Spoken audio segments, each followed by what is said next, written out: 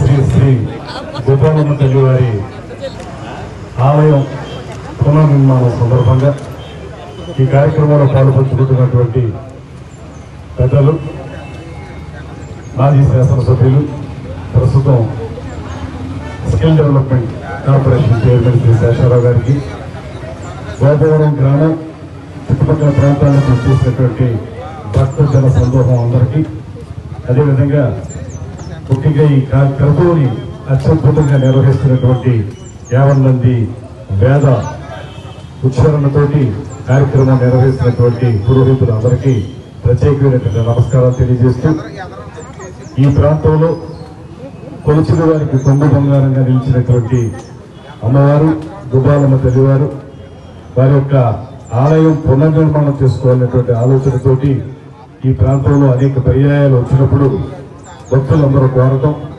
ముఖ్యంగా గ్రామ ప్రజానీకం, అదేవిధంగా ఇక్కడ ఉన్నటువంటి సర్పంచ్ గారు, ఇప్పుడు కొత్తగా ఎన్నికైనటువంటి ఈ కమిటీ చైర్మన్ గారు, వారి సభ్యులు అందరూ కోరిన తర్వాత ఎండోమెంట్స్ డిపార్ట్మెంట్తో మాట్లాడి ఆనం రామనారాయణ రెడ్డి గారి మంత్రివర్యులు వారితో కూడా మాట్లాడిన తర్వాత మొదటి విడతగా ఒక 2 ఆలయాలకి ఇక్కడ నిధులు సమకూర్చడం జరిగింది.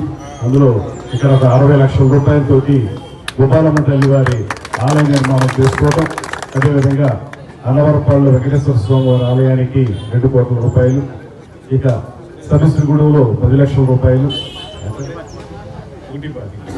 ఓటీపాదికి మొత్తంగా ప్రస్తుతానికి మొదటి విడతలో ఇవి.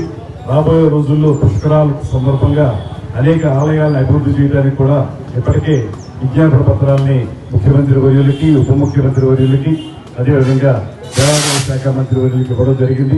త్వరలోనే ప్రతిమ ఆలయాలన్నింటికీ కూడా తప్పనిసరిగా వాటి జీర్ణోద్ధరణ కానీ లేకపోతే ఇతరత్ర పునర్నిర్మాణం కానీ చేపట్టడానికి ఈ ప్రభుత్వం సంసిద్ధంగా ఉందనేటువంటి మాటను కూడా మరొకసారి తెలియజేసుకుంటూ, ముఖ్యంగా ఈ ప్రాంతంలో గుప్పాలమ్మ తల్లి అంటే అందరికీ కూడా బాగా ప్రత్యేకత ఉన్నటువంటి ఆలయం.